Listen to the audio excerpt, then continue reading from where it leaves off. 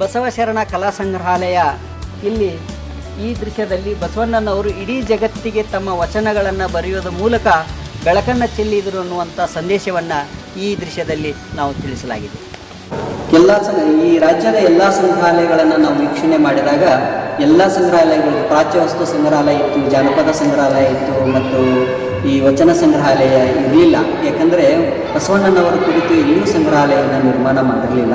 ಹೀಗಾಗಿ ನಾನು ಒಬ್ಬ ಈ ಜಿಲ್ಲೆಯವನಾಗಿ ಮತ್ತು ಇಲ್ಲೇ ನನ್ನ ಜನ್ಮ ತಾಳಿರೋದ್ರಿಂದ ಅದು ಬಸವಣ್ಣನವರ ಪವಿತ್ರವಾದ ಭೂಮಿ ಇದು ಬಾಗಲಕೋಟೆ ಜಿಲ್ಲೆ. ಇಲ್ಲಿ ಯಾಕಂದರೆ ವಿದ್ಯಾಭೂಮಿ ಇಲ್ಲೇ, ಐಕ್ಯಸ್ಥಳನೇ ಇಲ್ಲೇ ಇರೋದ್ರಿಂದ ಅದನ್ನು ನಾನು ಮಾಡದೇ ಇದ್ರೆ ತಪ್ಪಾಗುತ್ತೆ ಅನ್ನೋ ಒಂದು ಆತ್ಮವಂಚನೆ ಮಾಡ್ಕೋಬಾರ್ದು ಅನ್ನೋ ಕಾರಣಕ್ಕಾಗಿ ಈ ಸಂಗ್ರಹಾಲಯವನ್ನು ನಾನು ನಿರ್ಮಾಣ ಮಾಡಲಿಕ್ಕೆ ಒಂದು ಧೈರ್ಯವನ್ನು ತೋರಿಸಿದಂತಾಗಿದೆ. ಮತ್ತು ಬೇಸಿಕಲಿ ನಾನು ಕಲಾವಿದನಾಗಿ ನನ್ನ ಕಲೆಯನ್ನು ಬೇರೆ ಬೇರೆ ರಾಜ್ಯದಲ್ಲಿ, ಬೇರೆ ಬೇರೆ ದೇಶದಲ್ಲಿ ಮಾಡಿದರೆ ಆ ಜನರಿಗೆ ಮತ್ತು ಆ ಪ್ರದೇಶದ ಸಂಸ್ಕೃತಿಯನ್ನು ಬಿಂಬಿಸಿದಂಗಾಗುತ್ತೆ.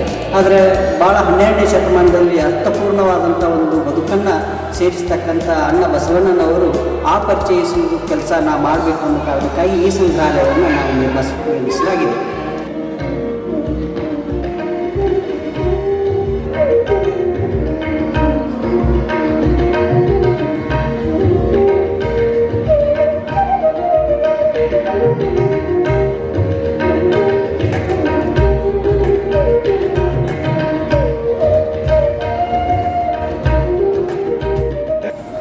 ಶತಮಾನದಲ್ಲಿ